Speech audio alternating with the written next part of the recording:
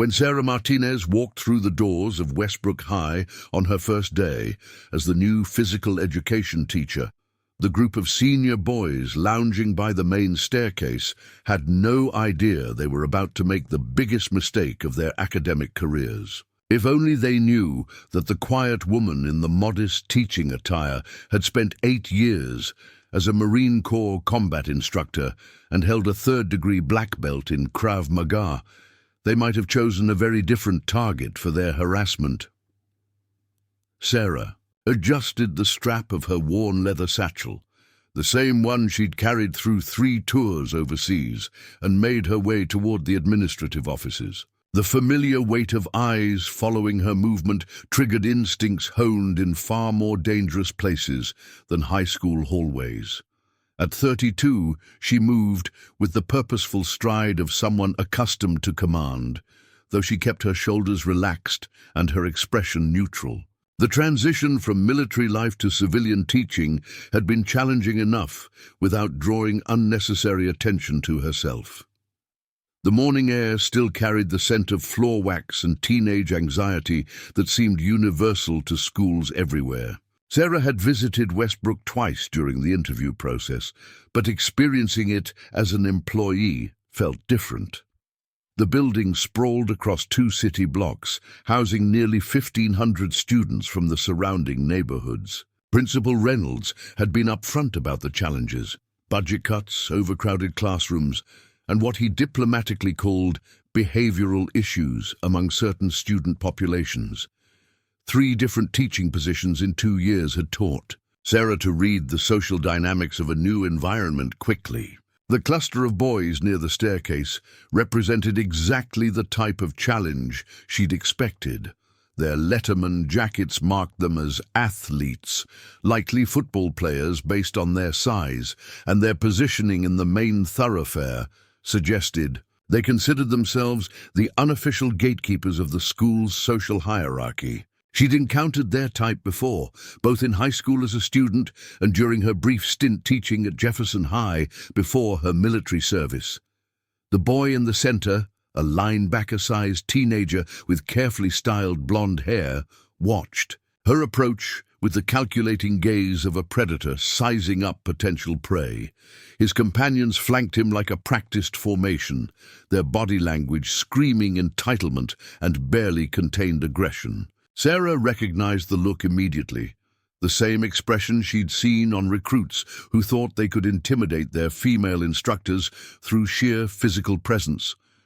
Her military training had taught her to assess threats within seconds, and these boys registered as manageable but potentially problematic. The leader's expensive haircut and pristine Letterman jacket suggested family money and influence, always a complicating factor in school politics. His friends exhibited the nervous energy of followers looking for approval, which made them unpredictable and likely to escalate situations beyond their leader's original intentions. Sarah reached the administrative office and paused at the door, taking one final look at the main hallway. Students moved in predictable patterns around the group of athletes, giving them a wide berth that spoke of established intimidation tactics. A few teachers hurried past with their eyes down, suggesting that this particular group operated with minimal adult supervision or consequences. The secretary's desk sat empty, though voices carried from the inner offices. Sarah checked her watch. 7:15, 45 minutes before first period. She'd arrived early, specifically to avoid the morning rush and get oriented without the chaos of 1,500 teenagers flooding the hallways. The irony wasn't lost on her that she'd spent years navigating actual combat zones, only to feel apprehensive about managing high school students. A throat cleared behind her, and Sarah turned to find the blonde boy from the staircase standing uncomfortably close. Up close, he looked even younger, maybe 17, with the soft features of someone who'd never faced real consequences for his actions. His cologne was expensive but overpowering, and his smile held all the warmth of a shark circling wounded. "Pray, you must be the new gym teacher," the boy said, his voice carrying the casual confidence of someone accustomed to getting his way. I'm Brandon Mitchell. My dad's on the school board. He extended his hand with a grip that lingered longer than necessary, his eyes making an obvious assessment of Sarah's figure. Welcome to Westbrook. Hope you're ready for what we've got in store for you. Sarah extracted her hand with practiced ease, noting the way Brandon's friends had arranged themselves to block her path to the office. Ms. Martinez, she replied evenly, and it's physical education, not gym. She stepped sideways, creating space while maintaining eye contact. The movement was subtle but deliberate, something she'd learned when dealing with aggressive recruits, and who mistook her relative size for weakness. Right, physical education, Brandon repeated with a smirk that suggested he found her correction amusing. I'm team captain of the football team. These are my boys, Jake Patterson and Marcus Webb. He gestured to his companions, a redhead with acne scars and a stocky brunette who looked like he'd rather be anywhere else. We run the athletics program around here, so you'll be seeing a lot of us. The office door opened, and Mrs. Henderson, the administrative secretary, appeared with a stack of files. She was a woman in her 60s, with silver hair and the weary expression of someone who'd seen every possible variety of teenage drama. "Oh, good. You're here early," she said to Sarah. Then noticed the three boys. "Don't you boys have somewhere to be?" "Just welcoming our new teacher," Brandon replied smoothly, making sure she knows who to come to if she needs anything.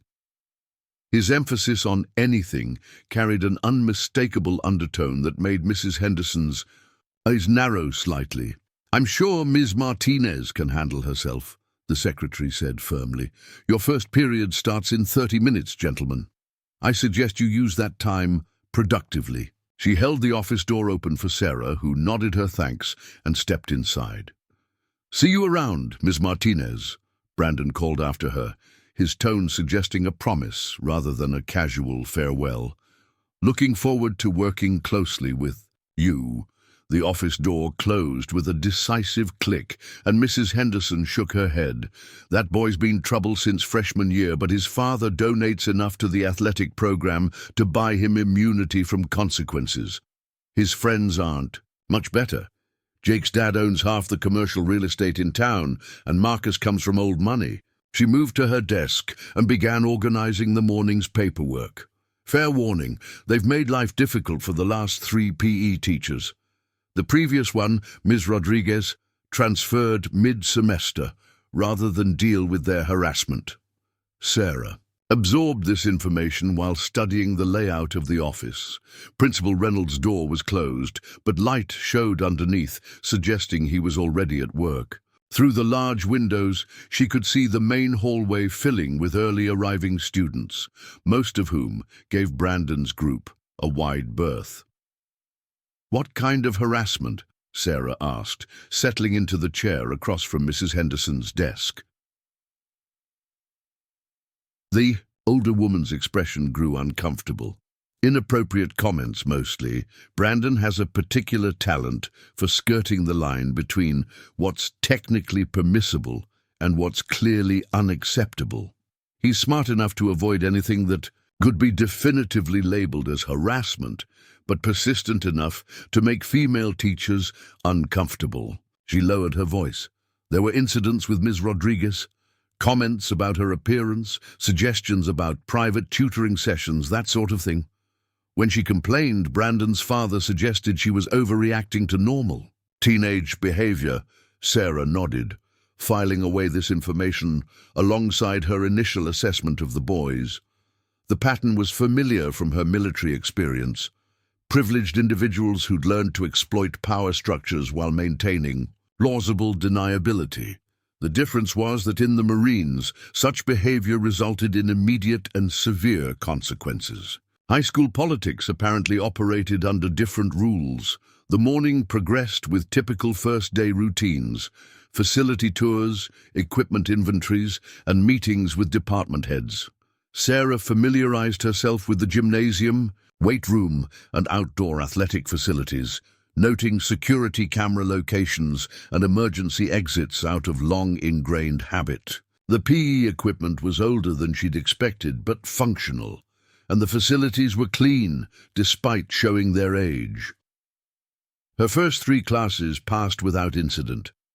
Freshman and sophomore students were generally respectful, though she caught several whispering about her military bearing and no-nonsense approach to instruction. During 4th period, she encountered her first real test when a group of junior boys tried to skip warm-up exercises. A single look and a quietly delivered, "Drop and give me 20," ended that rebellion before it could spread. Lunch period brought her first direct confrontation with Brandon's group. Sarah was reviewing afternoon lesson plans in her small office adjacent to the gym when she heard voices in the equipment room. The tone was casual, but something about the timing felt off. Students weren't supposed to access equipment unsupervised. She found Brandon, Jake, and Marcus examining a box of volleyball nets, though their interest seemed more focused on her approach than the equipment. "Gentlemen," she said from the doorway, "the equipment room is off limits without supervision. Just checking what we've got for the volleyball unit next week," Brandon replied, not moving from his position near the storage shelves. "Coach Williams always let us help inventory stuff." His reference to the previous teacher carried a subtle challenge, testing whether Sarah would maintain the same boundaries. "Coach Williams isn't here anymore," Sarah said evenly. "New rules, please step out." Jake and Marcus shifted uncomfortably, clearly wanting to leave, but Brandon held his ground. "Come on, Ms. Martinez. We're trying to be helpful here." He stepped closer, ostensibly to exit, but deliberately invading her personal space. "You're going to need allies around here. This place can be tough on new teachers who don't know how things work." Sarah didn't retreat, though every instinct screamed at her to establish dominance through physical positioning. Instead, she moved slightly to the side, creating a clear path to the door while maintaining her authority. "I appreciate the offer, but I prefer to establish my own procedures. Please exit the equipment room." Brandon's smile faltered for a moment, surprise flickering across his features. Most adults in his experience either backed down from his intimidation tactics or escalated to shouting, giving him ammunition for complaints about hostile teachers. Sarah's calm refusal to engage on his terms clearly wasn't part of his usual playbook. "Sure thing," he said finally, brushing past her with unnecessary closeness. His shoulder made contact with hers, a bump that could be dismissed as accidental, but felt entirely deliberate. "Just trying to help. Hope you figure out how things work around here before you make any mistakes." The implied threat hung in the air as the 3 boys left. Sarah remained in the equipment room for several minutes, organizing supplies that were already organized while processing the encounter. Brandon's behavior confirmed Mrs. Henderson's warnings, but more concerning was his confidence that he could intimidate her without consequences. That level of entitlement suggested a pattern of success with previous targets. The afternoon brought 2 more classes, both proceeding smoothly until the final period. Sarah was demonstrating proper form for basketball free throws when she noticed Brandon's group had gathered near the gym entrance, supposedly waiting for football practice, but clearly observing her class. Their presence created a subtle tension among the students, particularly the girls, who kept glancing toward the doorway nervously. 20 minutes into the period, Brandon approached under the pretense of needing to speak with one of the students in her class. "Hey, Marcus," he called to a freshman who shared the last name. "Coach needs to see you about equipment." Sarah intercepted him at the gymnasium's edge. "Practice doesn't start for another hour, and I don't appreciate interruptions." During class time, Brandon's expression shifted to mock surprise. "Sorry, didn't realize you were so strict about these things. The other teachers never minded when we needed to grab guys for team business." He glanced meaningfully at her students, several of whom had stopped their activities to watch the exchange. "Guess we'll have to adjust to your way of doing things." The remainder of the week brought a steady escalation of testing behaviors from Brandon's group. They began showing up near the gymnasium during Sarah's classes, ostensibly for legitimate reasons, but clearly establishing a pattern of surveillance. Jake would claim he needed to check the schedule posted outside her office, while Marcus frequently appeared with questions about using the weight room during lunch periods. Their inquiries always carried an undercurrent of inappropriate interest. Brandon asked about her workout routine, with a smile that lingered too long, suggesting they could train together after hours. Jake made comments about how military training must have kept her in great shape, his eyes making obvious assessments. Marcus, the quietest of the three, seemed uncomfortable with his friend's behavior, but lacked the backbone to distance himself from their activities. Sarah documented each incident meticulously, noting times, witnesses, and exact quotes. Her military training had taught her the importance of maintaining detailed records, especially when dealing with individuals who might later claim their actions were misunderstood or misrepresented. She also began varying her schedule, arriving at different times and taking alternate routes through the building to avoid predictable encounters. The breakthrough came on Thursday afternoon when Mrs. Henderson pulled her aside after school. "I've been doing some digging," the secretary said, glancing around to ensure they weren't overheard. "Brandon's behavior with female teachers follows a pattern. I spoke with colleagues at Jefferson High, where he transferred from sophomore year. Similar complaints, similar protection from his father's influence." "What happened at Jefferson?" Sarah asked, though she suspected she already knew the answer. "Two female teachers filed complaints about inappropriate behavior. Both were encouraged to withdraw their accusations when Brandon's father threatened legal action for defaming his son's character. The teachers ultimately transferred to other districts rather than fight it." Mrs. Henderson's expression was grim. The boys, smart enough to avoid anything clearly illegal, but persistent enough to create hostile working conditions. That evening, Sarah called her former commanding officer, Colonel Patricia Hayes, now retired and working as a consultant on military-to-civilian transition programs. They'd maintained contact since Sarah's discharge, and Hayes had been instrumental in helping her navigate the teaching certification process. "Sounds familiar," Hayes said, after Sarah described the situation. "I dealt with similar power dynamics in the service, entitled individuals who'd learned to exploit systemic protections while maintaining plausible deniability. The key is documenting everything and waiting for them to overreach." "What if they don't overreach?" Sarah asked. "What if they're smart enough to stay just below the threshold?" "They won't be," Hayes replied with certainty. "That type of personality can't resist escalation. They feed on reactions, and when they don't get the response they're expecting, they push harder. Your job is to be ready when they do." Friday brought confirmation of Hayes's prediction. Sarah was alone in the equipment room after school, preparing materials for Monday's classes, when she heard footsteps in the gymnasium. She assumed it was the custodial staff beginning their weekend cleaning routine until Brandon's voice echoed. "Off the high ceiling. Ms. Martinez, you in here?" His tone carried false concern, but something about it raised immediate alarm bells. Sarah moved to the equipment room doorway and saw all three boys entering the gym, their usual swagger replaced by something more predatory. "What do you need?" she called, remaining in the doorway rather than entering the open space of the gymnasium. Her positioning gave her control of the narrow entrance while maintaining visual contact with all three boys. "We wanted to apologize," Brandon said, approaching with his hands raised in a gesture of surrender. "I know we've been coming across as pushy, and that wasn't our intention. We just wanted to make sure you felt welcome." Jake and Marcus flanked him, spreading out in a practiced formation that seemed designed to surround her.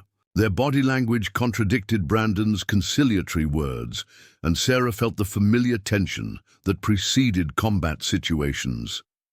"Apology accepted," she said evenly.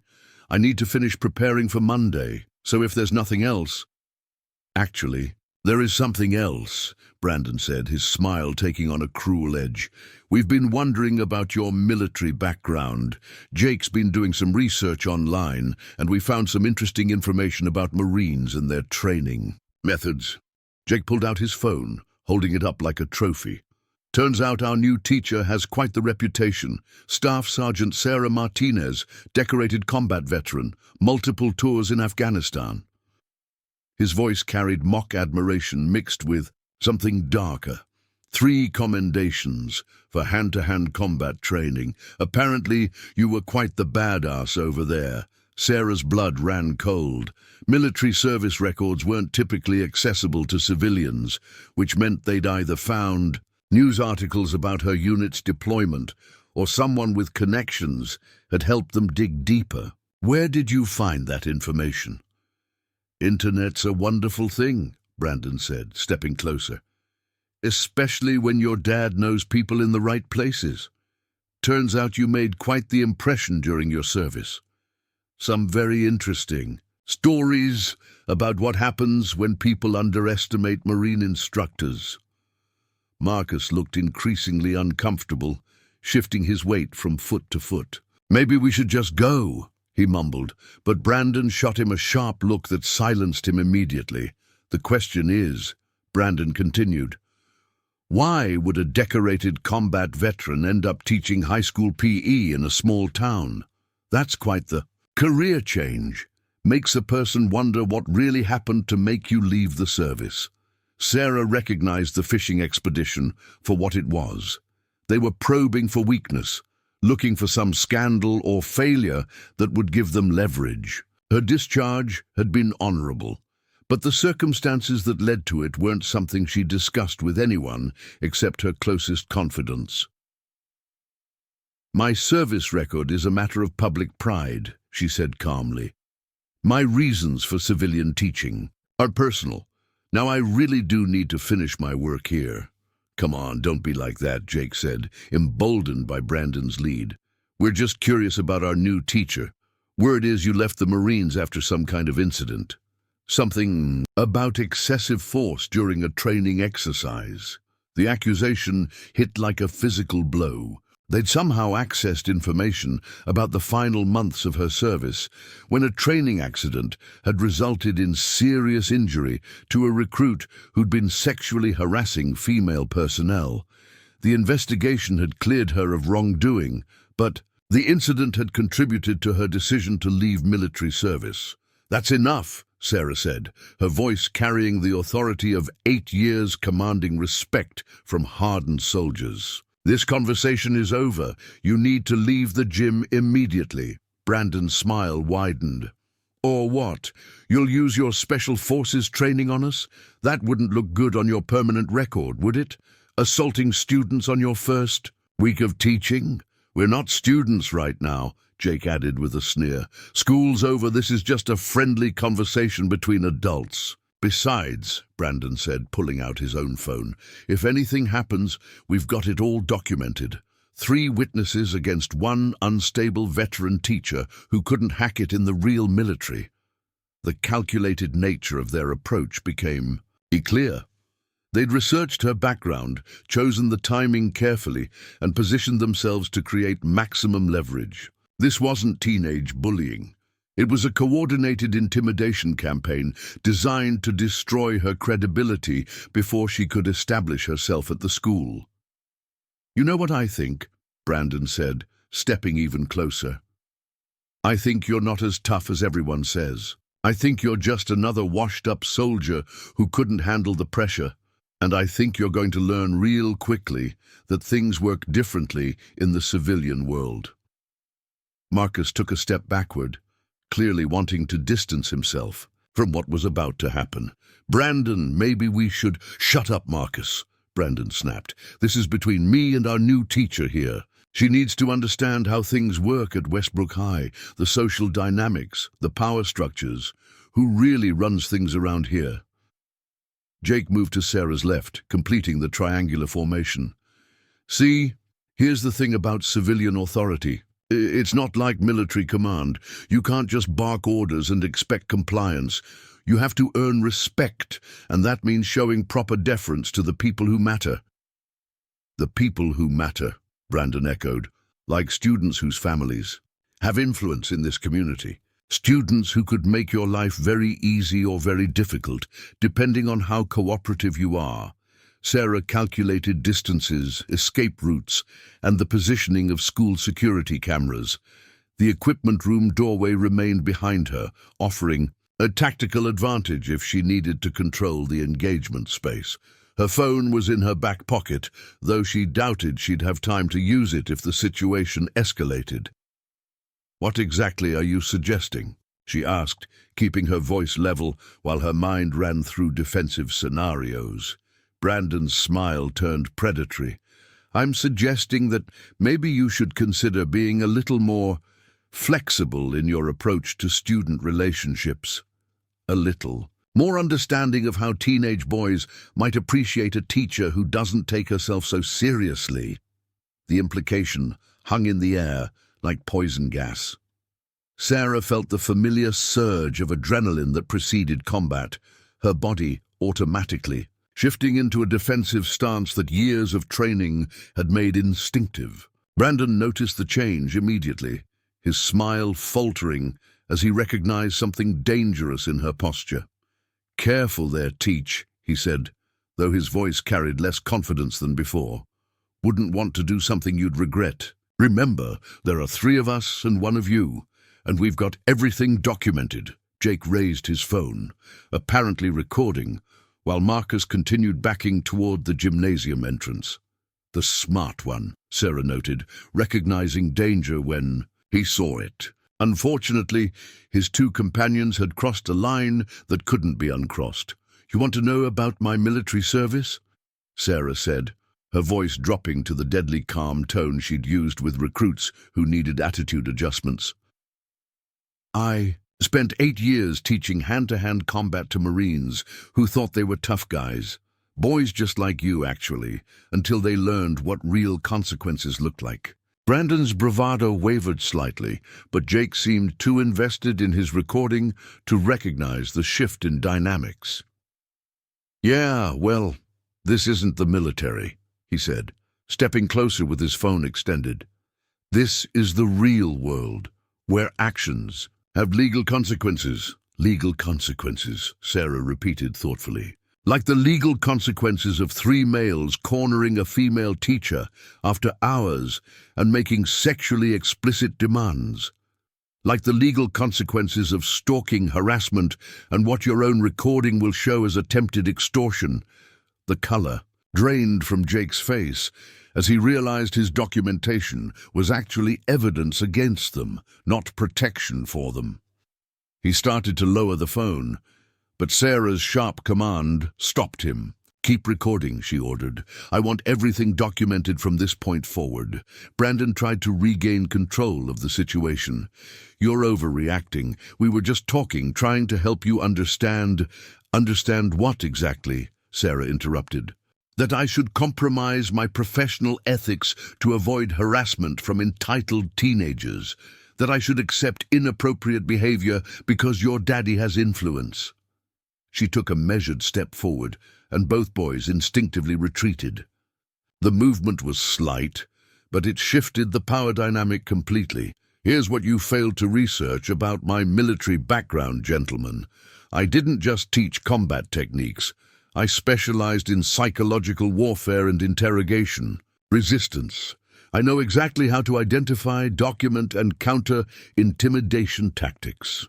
Jake's hand was shaking now, the phone wobbling as he tried to maintain his recording. "We weren't intimidating anyone. We were just what?" Sarah's voice cut through his stammering like a blade. "Just explaining how I should dress to accommodate your inappropriate staring. Just suggesting private training sessions. Just implying that my cooperation with your harassment would determine my career success." Marcus had reached the gymnasium exit and was clearly debating whether to run or stay with his friends. Brandon shot him a desperate look, realizing his support was evaporating. "You can't prove any of that," Brandon said, but his voice lacked conviction. "It's your word against ours." Sarah smiled, and both boys flinched at the expression. "Actually, it's your own words. Jake's been recording this entire conversation, including your explicit description of how I should show proper deference and be more flexible in my approach to student relationships." The full implications of their mistake hit them simultaneously. Jake stared at his phone in horror, realizing he'd documented their own attempted coercion. Brandon's face cycled through anger, fear, and desperate calculation as he searched for an exit strategy. "Delete it," he hissed at Jake. "Delete the recording now." "Too late for that," Sarah said calmly. "The damage is already done. But here's what's going to happen next. You're going to walk out of this gymnasium and you're going to avoid any further contact with me unless it's directly related to legitimate school business." "And if we don't?" Brandon asked, trying to salvage some semblance of control. Sarah's smile grew wider. "Then you'll discover exactly why the Marine Corps trusted me to train their most elite fighters. And I promise you, that education will be far more comprehensive than anything you'll learn in a classroom."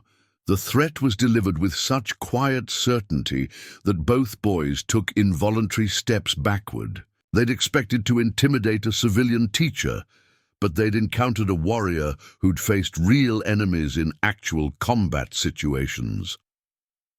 "This isn't over," Brandon muttered, but the words sounded hollow even to him. "Yes, it is," Sarah replied, with finality. "It's completely over. Walk away now while you still can." Marcus had already disappeared through the exit. Jake fumbled with his phone, clearly wanting to delete the evidence, but afraid to make any sudden movements. Brandon stood frozen, his entire worldview crashing down around him as he realized he'd finally encountered someone who couldn't be bullied, bought, or intimidated. The three boys retreated, their formations scattered and their confidence shattered. Sarah remained in the equipment room doorway until their footsteps faded completely, then allowed herself a small smile of satisfaction. The next morning brought a formal letter of apology delivered to her office, along with a commitment to avoid any future contact. Principal Reynolds called her in for a brief meeting, having received reports of the incident, but seemed more relieved than concerned when she explained the situation. Within a week, word had spread throughout the school that the new PE teacher was not someone to be tested. Students began showing her a level of respect that went beyond normal teacher-student dynamics, and her classes ran with military precision. Brandon, Jake, and Marcus had learned a valuable lesson about the difference between civilian authority and military command.